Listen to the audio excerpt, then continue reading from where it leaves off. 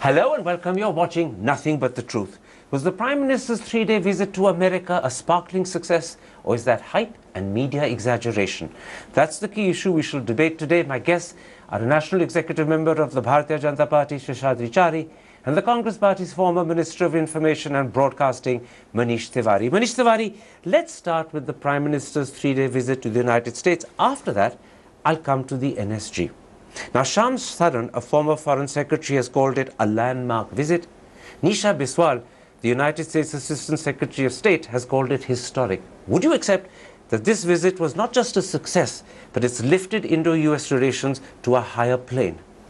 Karan, I don't recall a single visit by the Indian Prime Minister, by any Indian Prime Minister to the United States, which hasn't been termed as landmark, path-breaking and historic. So therefore, if we step back from the platitudes and really look at the substance of the visit, the reality is that in the past 2 years of the Modi administration, there has not been a single big idea qua the United States of America. The only thing which this government is pursuing is the Indo-US civil nuclear engagement, which, of course, they had opposed very vociferously when they were in the opposition, including Prime Minister Modi in the National Executive Meeting of the BJP on the 12th of September 2008. So therefore, if you dehorse the defense engagement, and there are lots of people who have apprehensions with regard to the calibration of that defense engagement, personally speaking, I don't think there was anything substantive in the visit. However, Nisha Biswal, and remember she's Assistant Secretary of State in the US State Department, has actually come up with the term Modi Doctrine. That connotes two critical things. First of all, that something substantive and new has happened. And secondly, the credit goes to Narendra Modi directly. She wouldn't talk of a Modi Doctrine if something of substance hadn't happened that is new and different. Well, Karan, as I was pointing out, what is that which is substantive, which has come out of that visit? Well, I unfortunately have not seen anything substantive coming out of it. So therefore, what is that Modi Doctrine? There used to be a Gujarat Doctrine at one point in time, which was articulated, fleshed out and spelt out. What is the Modi Doctrine? I mean, I'm not aware of what the doctrine is. Let me put his point to you, and I'll put it like this. He claims that nothing new has happened as far as Indo-US relations are concerned other than to take forward the Indo-US nuclear deal. And he's actually right, because I'm going to quote what Mr. Modi himself said on the 26th of January last year. The civil nuclear agreement was the centerpiece of our transformed relationship. It demonstrated new trust. It also created new economic opportunities and expanded our options. Clearly, Mr. Modi agrees with what Manish Tewari is saying, that the entire relationship he's taking forward is based upon what Congress gave him.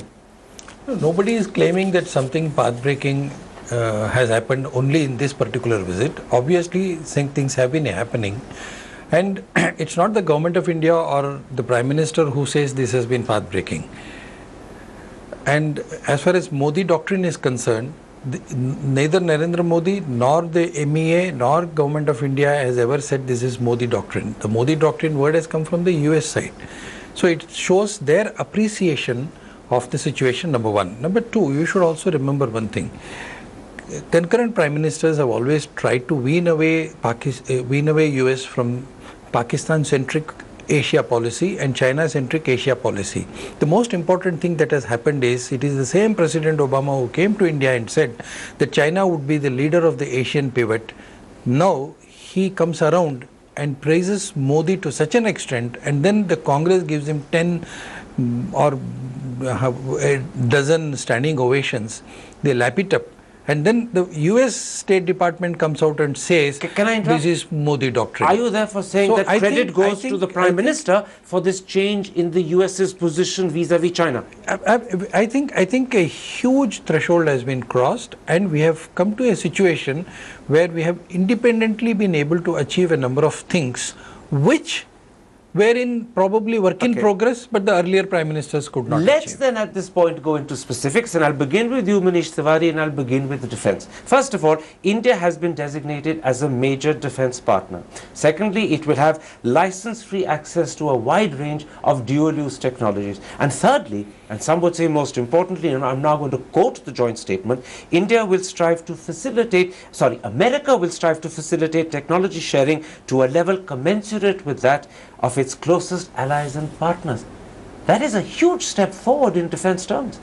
Well, Karan, first of all, let's understand that this is a lame duck administration in the United States of America. It's in its last 6 months. In fact, they are playing the slog overs for the lack of a better word. But in foreign policy terms, the president is never a lame duck. In foreign policy terms, Karan, if let's suppose the US presidency swings Mr. Trump's way, then you will have a whole new ball game on the table beginning November 2016. But be that as it may, you see, even in defense terms, joint statements are actually statements of intent. A lot of this requires approval of the US Congress in order to operationalize it. And as we stand today... Not any of those three things. No, well, insofar as access to dual-use technology is concerned, there is a particular statutory enactment which is there in the US, which then lists out the level of technology which can be given to those countries, and that all needs a change. So I do not think a joint statement, which is really a statement of intent,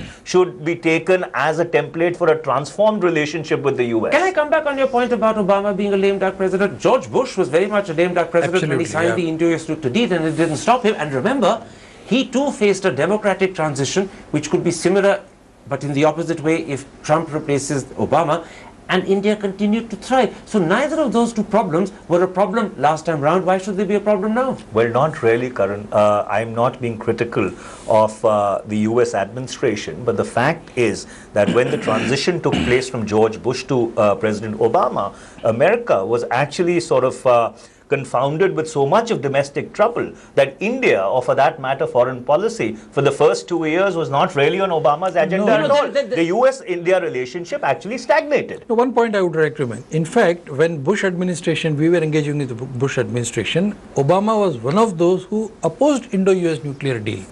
And then it was Dr. Manmohan Singh who tried to impress upon Obama the importance of this. Of course, the local situation, the land would have probably... It's a very fair point you're making. But the most important element there is the irony of the part of it is the BJP which opposed the Indo-US nuclear deal on certain conditionalities, not the entire deal per se, because I would say that the first two drafts of the Indo-US nuclear deal were drafted by Atal Bihari Vajpayee Can I come back? Can I come back to a critical point that Manish Tewari was making? You see, all the significant steps that have happened in terms of defense are steps that America has taken and rhetorically granted to India. The one thing they were looking for us to was the Logistics Exchange Memorandum of Agreement. Now, the entire thing was finalized when Ashton Carter visited India in April. The Americans were hoping a signature would be put to the piece of paper when Mr. Modi went to Washington. They're disappointed it didn't happen.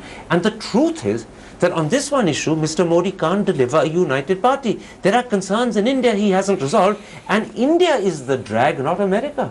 So, in spite of there being concerns in India, which was made very clear to them that it cannot be a win-win situation as far as all this thing goes. So, Modi had to tell the American side that, look, this has to wait. And in spite of that, if the Americans have gone ahead and done this defense technology transfer and other things, and also don't forget about the missile technology control regime. So, all these things have come in one package, and we have not linked this issue to the other issues. So that shows the kind of acceptance that the American administration has, number one. Despite the fact that India is dragging. Yeah, despite the fact India is dragging. Not dragging because we wanted to create a consensus in India. That's a different issue. But what is more important is, it's not the question of just lame duck president. There is a continuity there, and then these things have been clearly spoken in the Congress. That is the point which has an institutional memory. Let's move beyond the defense relationship. Let's come to something else. It's very clearly and starkly articulated in the joint statement.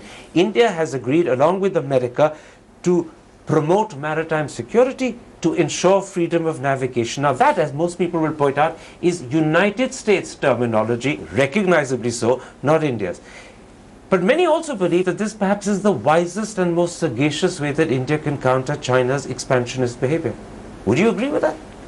Well, Karan, if India really has concerns about China, and we cannot divorce the fact that China happens to be abutting India, you cannot choose your neighbors, then under those circumstances, the logical way forward would have been to sign the Interoperability Agreement, because after all, the Defence Framework Agreement goes back to 2005. It was signed between Secretary Rumsfeld and Mr. Pranab Mukherjee, who was Defence Minister at that point in time, renewed again in 2015.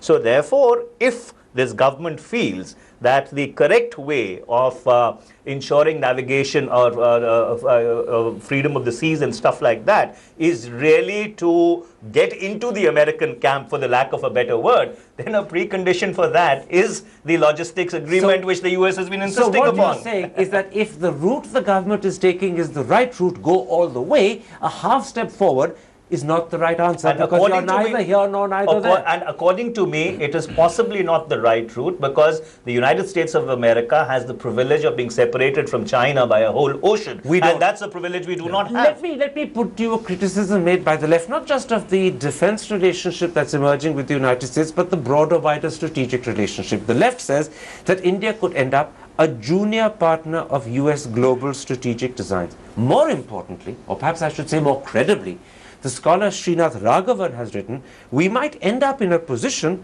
where India bolsters American strategic primacy with little to show in return. How do you answer Srinath Raghavan? Because that is a real concern from a scholar. No, I don't agree with this kind of a proposition, and we have been very careful, and we have not walked the talk as far as the our own position vis-a-vis China is concerned. And we have not used, even in the joint statement does not use the word South China Sea at all. So we have not mentioned it. Maybe the Americans wanted us to sign that. But the implication that we have been part and parcel of this global discussion on freedom of navigation. And the Chinese have also understood the importance of this freedom of navigation, because it was Indian ships that went to the rescue of the Chinese ships in the Indian Ocean region. But what about Manish's point that if this is the right road, take that second step and sign the Interoperability Agreement. Don't just take one step, that's a step too little. No, the question is whether it's the right road or the wrong road is not the issue. But are you going far enough down the road? That's we have to take those steps in the best interest of our own regional balance. So walk slowly when it comes to regional balance issues, and when it comes to this, we need not really openly overtly do the Chinese bashing the way the Americans expect us to do. All right, and that answers the left's own issues also. Let's move beyond the defense and the strategic relationship to a second aspect of Mr. Modi's visit to America, and that's the economic aspect. John Chambers, the chairman of the United States India Business Council, has gone on record to say, and in front of Mr. Modi, that on top of the $28 billion that American companies have invested in India since Mr. Modi came to power, a further $45 billion could be invested in the next 2-3 years. Add that up, and it comes to a total of $78 billion. Can you deny that Mr. Modi has been very successful in opening the door to American investment? Karan, they're all statements of intent. How much of it actually has been invested? I do not think the numbers square up, neither the 28 or what has been topped up on that. So therefore, yes, if the US investment comes in, it's most welcome. You know, that's been a policy which has been consistently pursued by every government since 1991. But as I was earlier underscoring, these are really statements of intent, because in the past 2 years, can we point to a single project where investment has actually fructified on the ground? You know, he's got a good point when he says don't count your chickens before they hatch, but let's leave that aside. I want to raise with you other areas which Mr. Modi should have tackled, which are holding up the business relationship with America, which he hasn't tackled. I'm talking, for instance, about totalization, which is hugely in India's interest, but it hasn't moved forward at all. I'm talking about the bilateral investment treaty, which has been hanging fire for 5, 6, maybe more years. America's concerns about India's IPR, and most importantly, what America's concerns about ease of business. Why aren't we moving on those fronts? I think we have moved very well as far as the ease of business is concerned. As far as the IPR regimes are concerned, we have told the Americans that, look, there are issues as far as the IPR regimes are concerned. There are certain products on which we cannot do it, and then it also infringes on the transfer of technology regime that we have to enter into with America on the other side. But as far as the investments are concerned, I think the American business community would probably wait till November or December to see what kind of dispensation that they get and then they would probably act through So and you're wait now for their agreeing with him when he says don't count your No, chickens before they hatch. No. It's not that I'm not counting the chickens, but when we have to plan with the American business industry and other places, we have to wait for their comfort also. You know, can I stop you there? You said that on ease of business we've done a lot. I want to quote to you what the United States National Association of Manufacturers said on the 15th of May. That's still not a month away.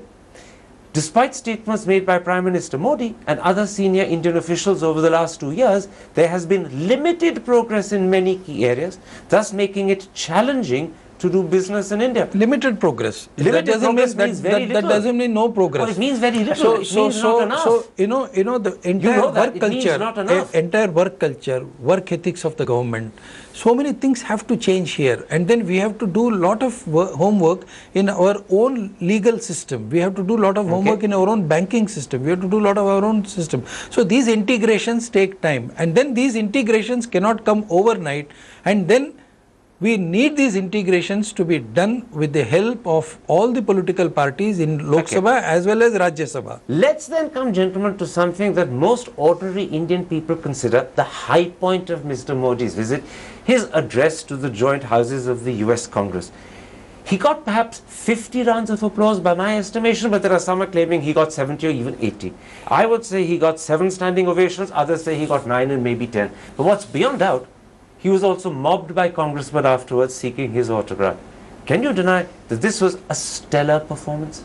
Well, I can recount another stellar performance in 1985 when late Rajiv Gandhi addressed the US Congress. You know, he also got standing ovations and was similarly mobbed and asked for autographs by US congressmen. And from then onwards, every Indian Prime Minister who's addressed the US Congress has received a proper response. So therefore, if claps and applause is going to be the benchmark of the success of a visit, then maybe I'll agree with you. Yes, applause and claps is possibly what this government is only interested in. Let me put it like this. The most striking thing for me in that speech was the use that Mr. Modi made of humor.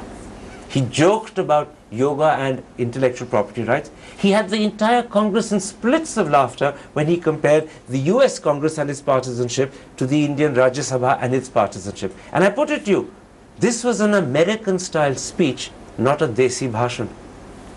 True, yeah, it's quite understanding. You know, for those who thought that when Narendra Modi has a baggage of being just an ordinary chief minister of a state, he doesn't understand foreign policy, he doesn't know what to move about with the US policy and all these things. For all of them, I think in these 2 years, Mr. Narendra Modi has given an answer. And if all these applauses have come, I mean, I'm not grudging the applauses that Rajiv Gandhi must have got, or even Dr. Manmohan Singh was also a highly respected Prime Minister of India in the US, no doubt about it. And President Obama himself had great respect and regard for not only his age but also of his experience. And wisdom. And obviously, so and Prime Minister Modi forgot to mention him in his speech. No, that is okay. I mean, just as Dr. Manmohan Singh forgot to mention his predecessor Atal Bihari Vajpayee in his speech. I think you should well pointed out. Gentlemen, let me put this to you. Do you therefore see the speech as a crowning moment in Mr. Modi's foreign policy handling? Many more would come probably. Many more will come. Okay, let's move beyond the US visit and let's talk specifically in the limited time available about NSG. I'll come to the China problem in a moment's time. But Mr. Modi has brought Switzerland on board, he's brought Mexico on board, if the Hindu can be believed, Italy is on board, Sweden as well. Would you accept those are significant achievements? Well, all these countries gave you a waiver in 2008.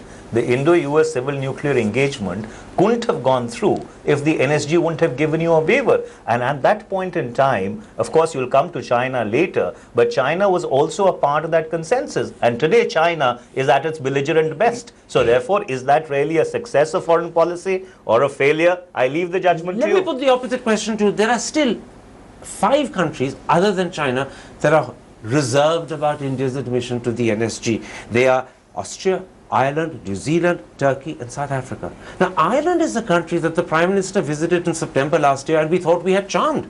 South Africa is a partner in BRICS and we thought they were on our side. How do you explain the fact that they are part of the opposition to India joining the NSG? So my calculation is that all these countries would come together, and it's it's just a matter of another week or 10 days ahead.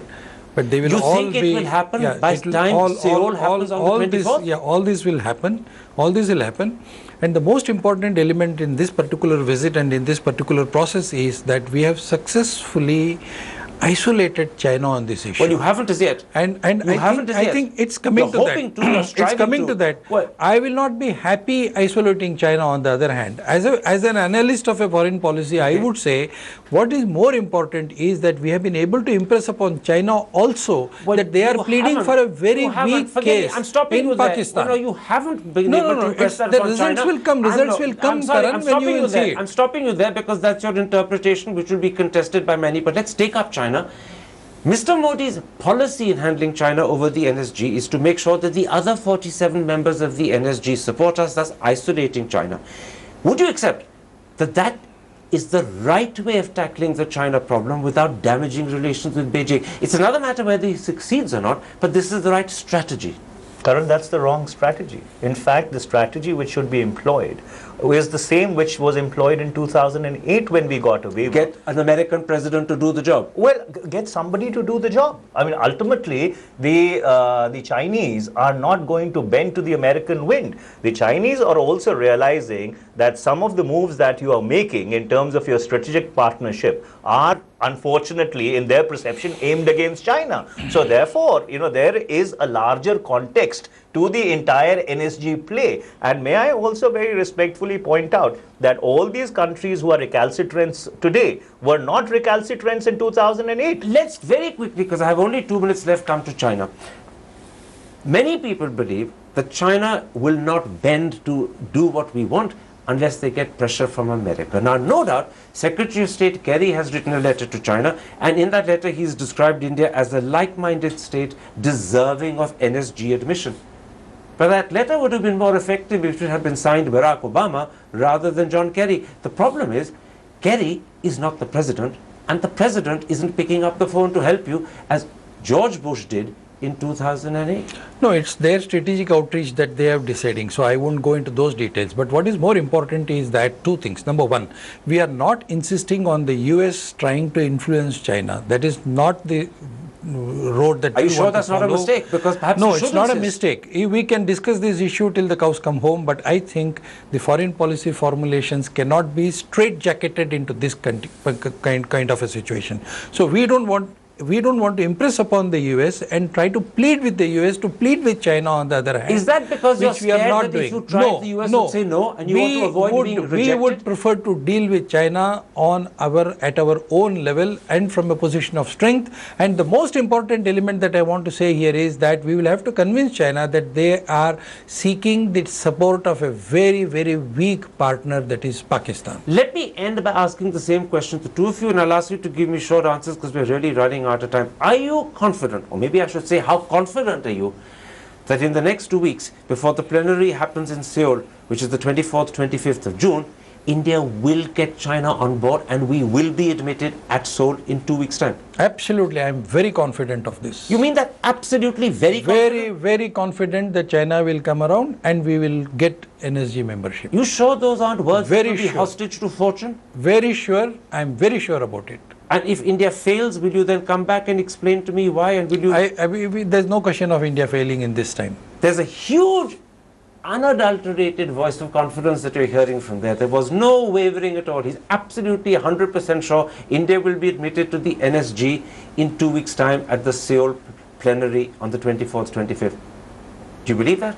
Well, if wishes were horses, we could ride them. But the fact is that if you go by what happened in the NSG Technical Committee, when they met on Tuesday night to consider the applications, there was a lot of talk about evolving norms, in order to admit people to the NSG. So going by that conversation, well, I do not really know where this confidence comes from. Can I put this to you? Even in 2008, when China was the hold-up for the waiver that we needed for the Indo-US nuclear deal, China actually dropped their opposition at breakfast on the critical day. They quietly slipped a note at the breakfast table where Shyam Saran and Shiv Shankar Menon were sitting to say in that note that they were dropping their objection, literally at the last moment. So that sort of switch could happen on the 23rd or the 24th. Well, Karan, if it happens, I would be the happiest person. But let's try and understand that China's belligerence is not limited to the NSG alone. China blocked Jaish-e-Mohammed and Maulana Masood Azhar from being labeled as terrorist entities. China is seeing India's play in a larger context, and so therefore, unfortunately, this government has not been able to manage its relationship with China and the US. We have been successfully managing our relationship with China and the balancing of all these issues, even on climate change and other issues. I think we are on the right track, and I'll give the happy news. I'll give the happy news to the Manish Tewari. Well, I would be the happiest if we actually get the membership of the Nuclear Suppliers Group, since we initiated the process. But I don't think it's happening. You're now literally quarreling for the sake of quarreling, which is what good politicians do. My thanks to both of you for joining me. And there we end this particular debate on Prime Minister Modi's visit to the United States and his attempts to get India into the NSG. If you have been, thanks for watching. Goodbye. Good night.